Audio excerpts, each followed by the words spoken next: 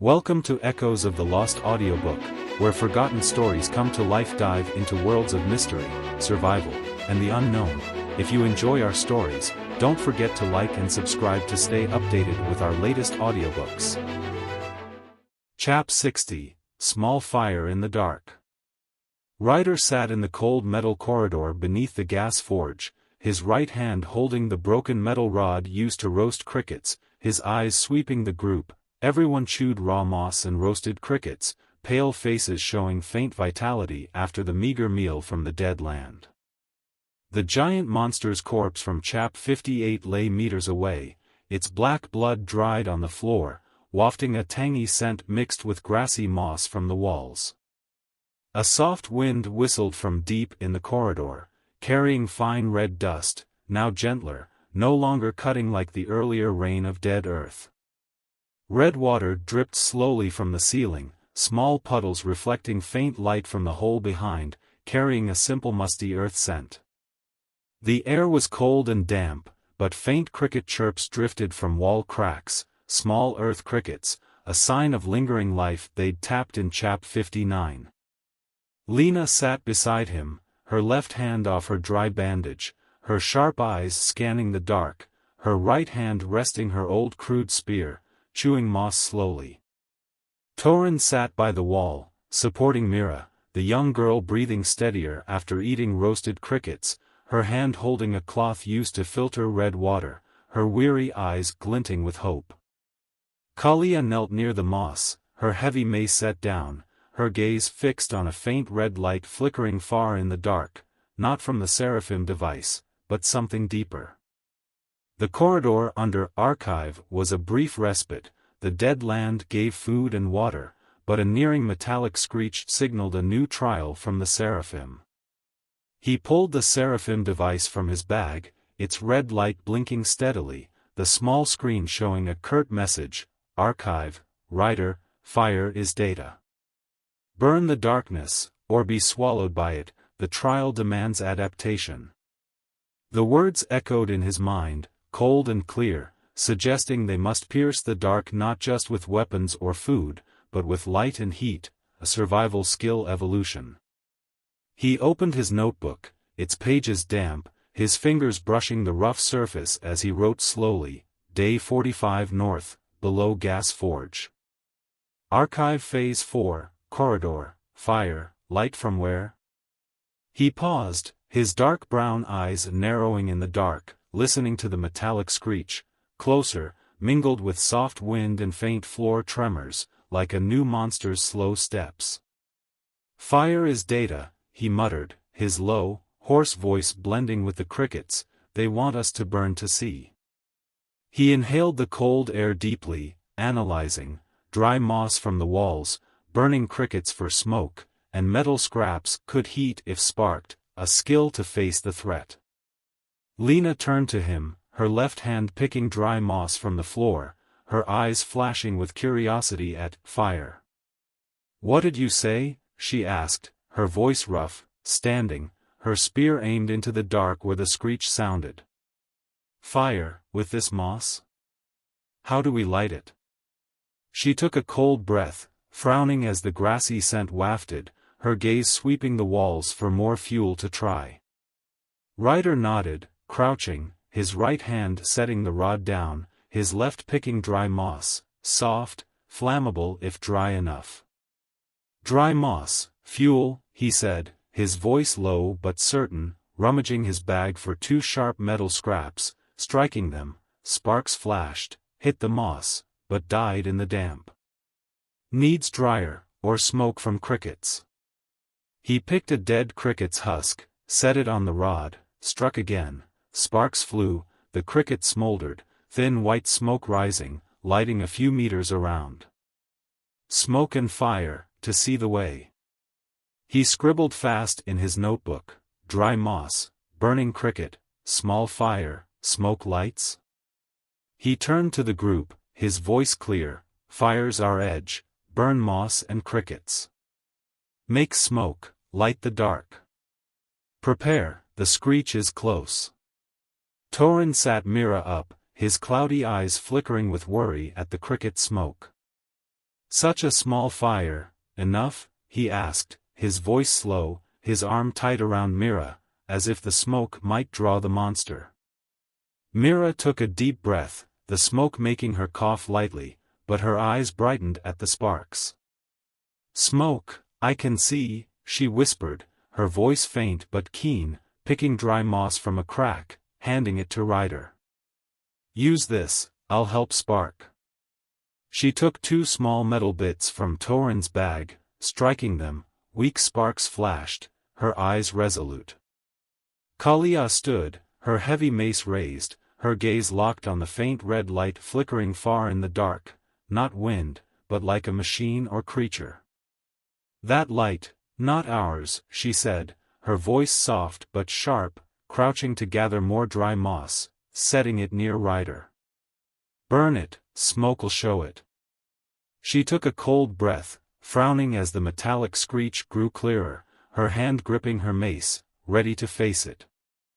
Ryder nodded, taking Myra's moss, piling it with the cricket husk on the rod, striking his scraps hard. Sparks flew, the moss caught, a small flame flared, thicker white smoke rising, lighting the corridor 5 meters ahead.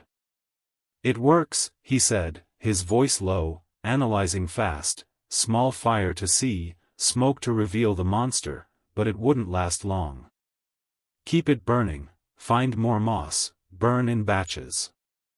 He wrote slowly in his notebook, "Small fire, white smoke, lights 5M, monster near." He turned to the group, his voice taut, "Fire lights the way, burn moss, make smoke. Mira, spark, Kalia, watch the dark, Lena, be ready to strike."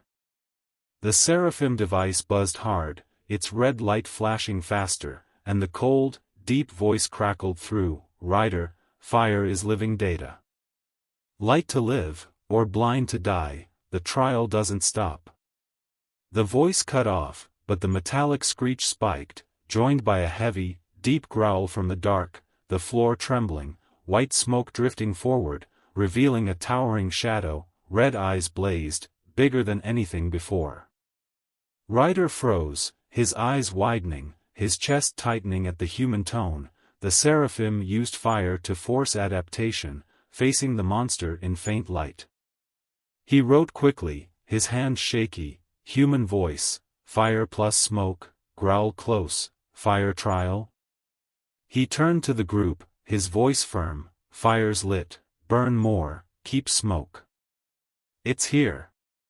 Lena stood, gripping her spear, her eyes flashing with anger and resolve, stepping near the small fire, her spear aimed through the smoke. "I see it, taller," she said, her voice low, inhaling smoke, her gaze fierce despite fatigue, ready to thrust. Torin knelt with Mira, his voice trembling, "This fire, draws it?" Mira looked up, her weary eyes sharp, striking her metal bits. Sparks flew, igniting more moss, smoke thickening. "We see, we fight," she whispered, her voice faint but steadfast. Kalia stood beside Ryder, her heavy mace raised, her gaze piercing the smoke, nearly 6 meters tall, metal claws glinting in the firelight. "Growl, heavier," she said, her voice soft, stepping forward, her hand gripping her mace, poised to swing as it charged. Ryder fed moss to the fire, the small flame flared, thick white smoke lighting the dark, the deep growl drowned the wind, a colossal creature emerged, red eyes blazing, larger than all before. "There it is," he said, his voice low, the group closing ranks, the small fire in the dark their hope against the dead land's trial. Chap 61, Burning the Dark. Ryder stood in the cold metal corridor beneath the gas forge, his right hand gripping the new spear, his eyes locked on the towering shadow ahead, nearly 6 meters tall, metal claws glinting in the small fire from burning moss and crickets, red eyes blazing through thick white smoke. Its deep growl shook the wet metal floor, drowning the soft wind whistling from deep in the corridor, where fine red dust lingered after the rain of dead earth in Chap 58.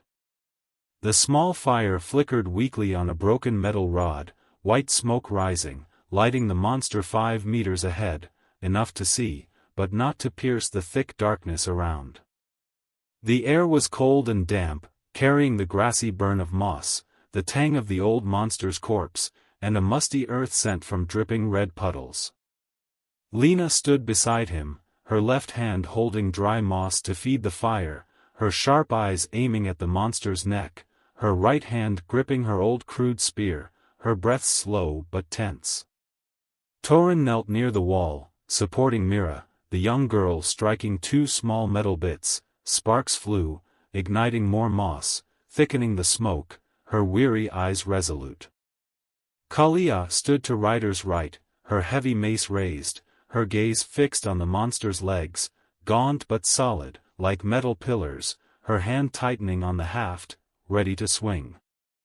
The corridor under Archive was a smoky arena, the small fire from the dead land their only edge against the Seraphim's new beast. He pulled the Seraphim device from his bag, its red light blinking fast, the small screen showing a curt message: Archive, Ryder, fire defeating darkness is data. Win with light, or die in blindness, the trial spares none. The words echoed in his mind, cold and emotionless, confirming the fire wasn't just for sight, but a weapon to survive this test. He opened his notebook, its pages damp, his fingers brushing the rough surface as he wrote slowly, Day 46 North, below Gas Forge. Archive Phase 4, Monster, fire plus smoke to fight?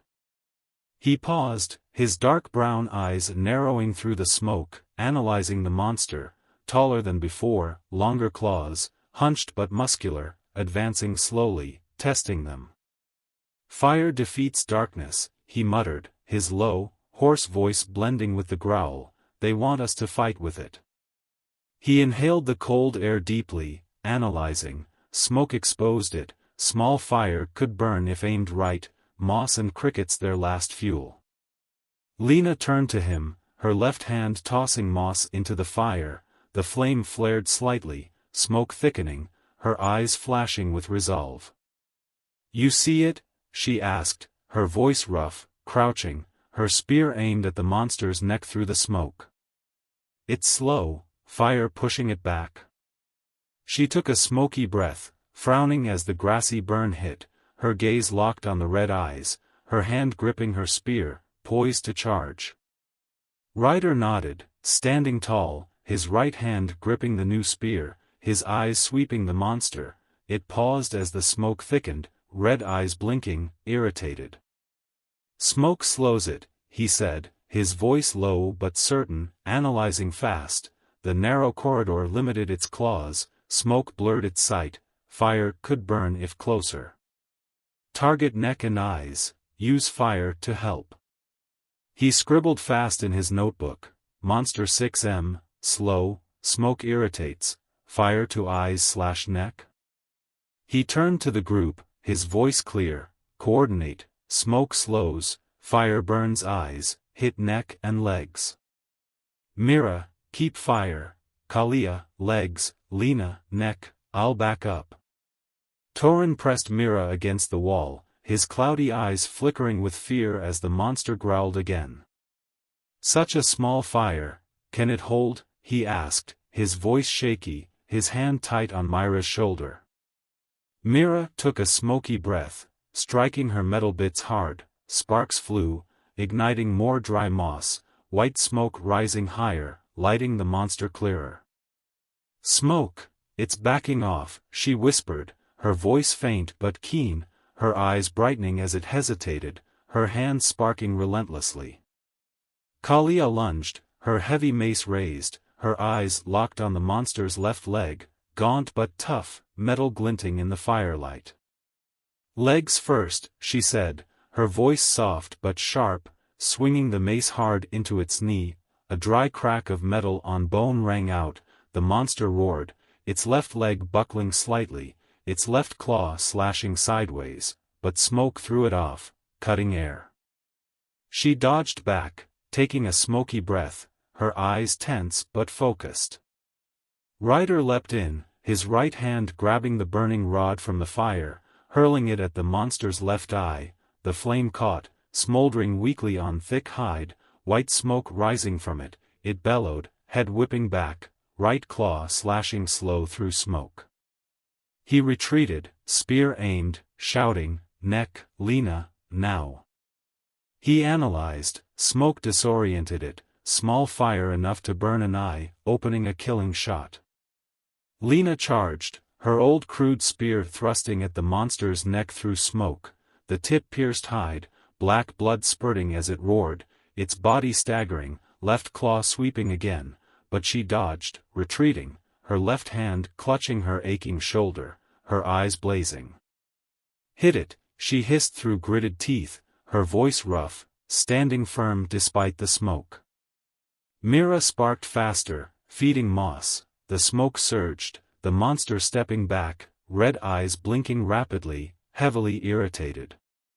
"Smoke, it can't see," she whispered, her voice faint but steadfast, hands trembling but steady, keeping the fire alive. Kalia seized the chance, lunging again, her heavy mace smashing the right leg. A sharp crack of breaking bone echoed, the monster collapsed fully, its roar weakening, its massive frame teetering. "Another leg," she shouted softly, retreating, her gaze on its now useless claws. Ryder leapt in, his new spear stabbing deep into the right eye, the tip plunged through, the prior fire flaring slightly, black blood gushing as it thrashed, then stilled, red eyes dimming in the smoke. He stood frozen, breathing hard, his gaze sweeping the group, all safe, but drained. "Done," he said, his voice low, scribbling fast in his notebook. "Monster down, smoke plus fire hit eyes/neck, legs broken, trial passed." The Seraphim device buzzed hard, its red light flashing fast, and the cold, deep voice crackled through, "Ryder, fire has beaten darkness. Creation is data, the next trial lies deeper." The voice cut off, but a distant metallic screech echoed again, fainter, signaling another threat. Ryder frowned, his chest tightening at the human tone. The Seraphim used fire to test adaptation, and they weren't done. He turned to the group, his voice taut, "They want deeper, rest, keep fire, stay ready." Lena dropped to one knee, hand on her shoulder, her eyes flashing with fatigue but defiance. "Fire one," she echoed, her voice low, tossing more moss into the dying flame, her gaze piercing the dark ahead. Torin held Mira, his voice trembling, "Deeper still?" Mira looked up, her weary eyes sharp, still clutching her metal bits. "Fire, we did it," she whispered, her voice faint but determined. Kalia stood by the monster's corpse, her heavy mace lowered, her gaze on the dark. "Screech, again," she said, her voice soft, gathering more dry moss, ready to burn when needed. Ryder eyed the small fire, then the group. They'd won with smoke and light, but the dead land kept testing. "Deeper," he said, his voice low, leading them through the smoke, the cold corridor awaiting. Chap 62, Ashes and Life. Ryder knelt in the cold metal corridor beneath the gas forge, his right hand setting the new spear on the floor, his eyes sweeping the fallen giant monster, nearly 6 meters tall, its metal claws crumpled, red eyes extinguished, black blood pooling into the red water from the ceiling. The small fire of dry moss and burnt crickets was now a smoldering pile of ashes on the broken metal rod, thin white smoke fading, leaving a grassy burn scent mixed with the monster's sharp tang. A soft wind whistled from deep in the corridor, carrying fine red dust, gentler now, just cooling the air slightly. Red water dripped slowly from the ceiling, like the dead land's breath, carrying a simple musty scent, blending with faint cricket chirps from wall cracks, small earth crickets, persisting after the fight in Chap 61. Lena sat beside him, her left hand picking ashes from the pile, her weary but sharp eyes watching, her right hand resting her old crude spear, breathing slowly in the cold. Torin sat by the wall, supporting Mira, the young girl inhaling deeply, her pale face showing faint hope as she held a cloth used to filter red water, her other hand clutching two metal bits that sparked fire. Kalia knelt near the monster's corpse, her heavy mace set down, her gaze fixed on fresh moss near a puddle, her left hand picking a clump, sniffing its grassy scent to check. The corridor under archive was a temporary reprieve, ashes marked their victory, but the dead land offered life through moss and insects, if they kept using it. He pulled the Seraphim device from his bag, its red light blinking steadily, the small screen showing a curt message, Archive, Writer, Ashes are data.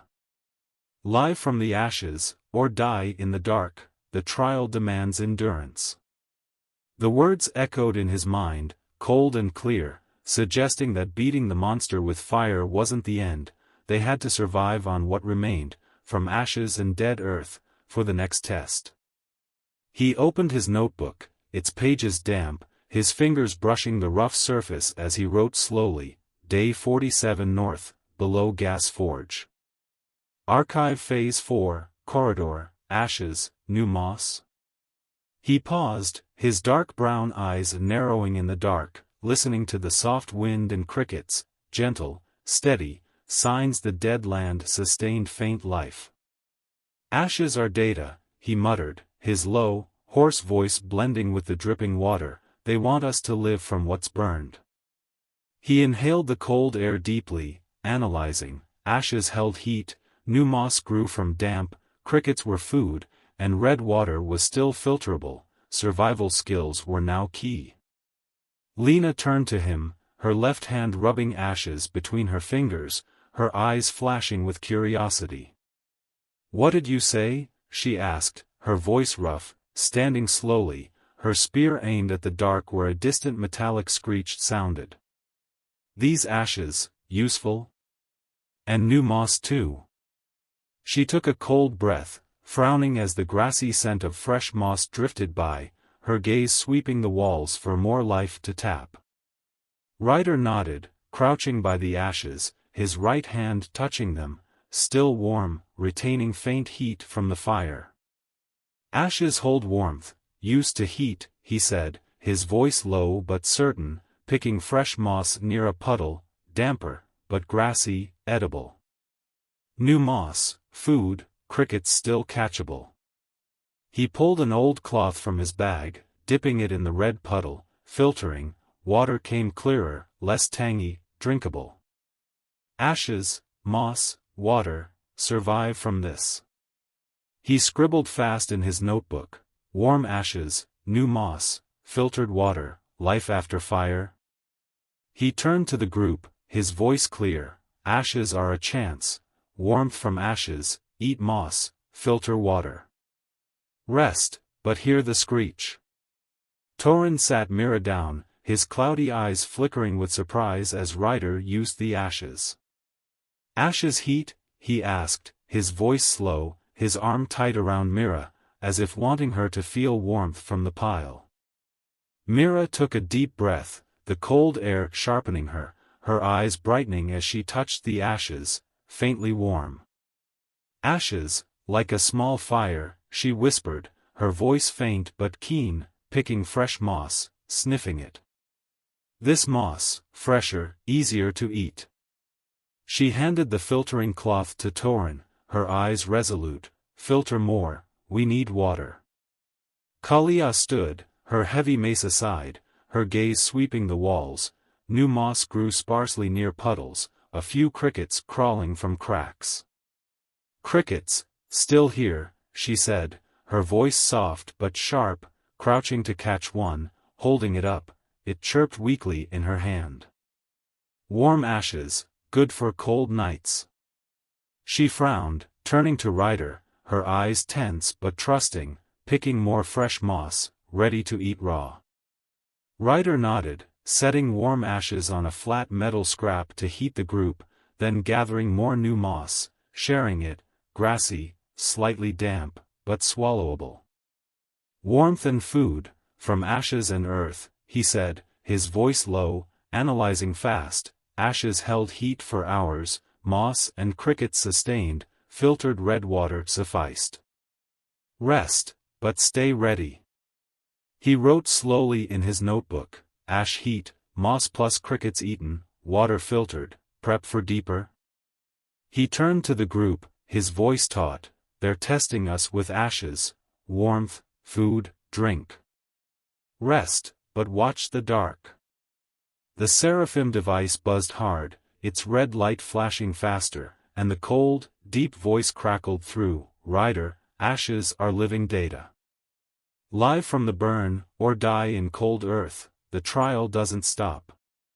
The voice cut off, but the metallic screech echoed again from afar, slightly closer, with faint floor tremors, a new threat nearing.